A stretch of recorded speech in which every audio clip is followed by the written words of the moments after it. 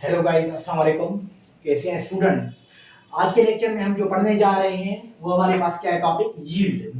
पिछले लेक्चर्स में हमने पढ़ा था जो लिमिटिंग रिएक्टेंट है, ठीक है, स्टोइकियोमेट्रिक अमाउंट्स हैं, ठीक है। अभी जो हम पढ़ रहे हैं वो कौन सा टॉपिक है, यील्ड। अच्छा, यील्ड क्या है? आपके जहन में क्या आता है? Yield means product. Yield means product. मैं कहूंगा अमाउंट ऑफ प्रोडक्ट। मैं क्या कहूंगा बोला? मैं कहूंगा amount of product. Amount of product उसको क्या बोलूंगा मैं?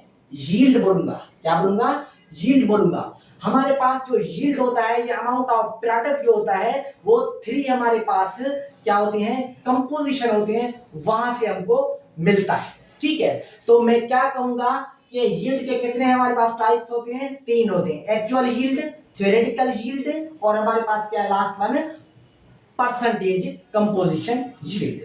तो एक एक करके हम क्या करते हैं, पढ़ते हैं इसको। तो हमारे पास फर्स्ट वन है हमारे पास कौन सा? Actual yield. क्या है हमारे पास? Actual yield. अच्छा, एक्चुअल यील्ड क्या है?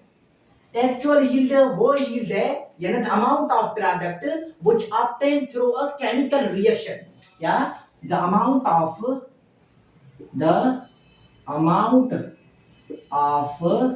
product which obtained through chemical reaction. Chemical reaction से जितना हमको अमाउंट ऑफ प्रोडक्ट मिलेगा, हम उसी को क्या बोलेंगे? एक्चुअल यील्ड बोलेंगे। केमिकल रिएक्शन कौन सा होता है? मसलन के हमारे पास है H2 plus O2 that gives to a 2H2O। ये हमारे पास क्या है? एक केमिकल रिएक्शन है। आपको बताया है मैंने कि केमिकल रिएक्शन हम उसी को कहेंगे जो क्या है, रिएक्टेंट प्रोडक्ट में कन्वर्ट हो जाए, तो हम उसी को क्या बोलेंगे? केमिकल रिएक्शन कहेंगे। देन हमारे पास है दूसरा थ्योरेटिकल यील्ड। क्या है? Theoretical yield. Theoretical theoretical yield. Theoretical yield. Theoretical yield हम उसी को कहेंगे जो, यानी the amount of product which obtain through a chemical equation. Through a chemical equation, ठीक है। तो मैं क्या कहूंगा? मैं कहूंगा the amount of product which obtain through chemical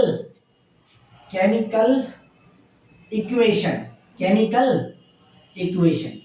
chemical equation से हमारे पास अमाउंट ऑफ प्रोडक्ट वसूल हो, हासिल हो, तो हम उसी को क्या बोलेंगे? थ्योरेटिकल यील्ड बोलेंगे। अभी देखें कि केमिकल इक्वेशन क्या होता है, कि क्या होता है, केमिकल रिएक्शन को सिंपल के फॉर्म में लिखा जाए। कैसे? केमिकल रिएक्शन को सिंपल के फॉर्म में लिखा जाए तो हम उसी को क्या बोलेंगे? Chemical equation. यहां पर क्या है, मैं लिखूंगा यहां पर हाइड्रोजन। क्या लिखूंगा? यहां पर लिखूंगा हाइड्रोजन, ठीक है, और प्लस यहां पर ऑक्सीजन लिखूंगा, ठीक है। देन गिव्स टू हमको क्या मिलता है? वाटर मिलता है। तो ये हमारे पास क्या है? केमिकल रिएक्शन है। और अगर यहां पर मैं सिंपल के फॉर्म में लिखूं H2 plus O2 that gives to H2O, तो ये क्या है हमारे पास? एक केमिकल इक्वेशन है। ये क्या है हमारे पास? सारा ये रिएक्टेंट है, ये क्या है? प्रोडक्ट है। ये सारा हमारे पास क्या है? Chemical equation. केमिकल इक्वेशन हम उसी को कहेंगे जो केमिकल रिएक्शन को कैसे लिखा जाए? सिंपल्स के फॉर्म में लिखा जाए, तो हम उसी को क्या बोलेंगे? Theoretical yield. और आपको ये भी पता होगा कि actual yield is lesser than theoretical yield. Actual yield laser than theoretical yield मैं आपको बताऊंगा एंड में, लेकिन उससे पहले जो है हम कौन सा पढ़ते हैं? Percentage composition. कौन सा? Percentage composition. Percentage composition yield. अच्छा, परसेंटेज कंपोजिशन यील्ड क्या है? परसेंटेज कंपोजिशन यील्ड हम उसी को बोलेंगे कि अमाउंट ऑफ एफिशिएंसी, यानी रेट ऑफ रिएक्शन की एफिशिएंसी। क्या? यानी यानी the rate of chemical rate कह लें, आप कह लें इफिशिएंसी, क्या कह लें, इफिशिएंसी।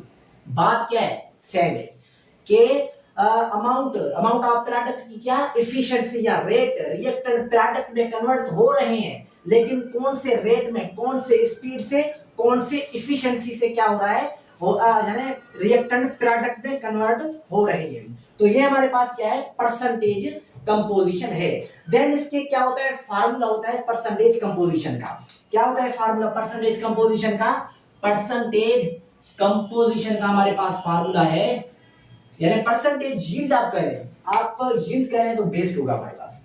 क्या, यील्ड, परसेंटेज यील्ड क्या होगा हमारे पास इसका फार्मूला, ये इसका फार्मूला होगा actual yield, actual yield, actual yield by theoretical yield, by theoretical yield into क्या करेंगे 100। 100 क्या है, ये एफिशिएंसी को शो कर रहा है, ये किसको शो कर रहा है, एफिशिएंसी को शो कर रहा है, ये रेट को क्या कर रहा है, शो कर रहा है। Actual yield by theoretical yield.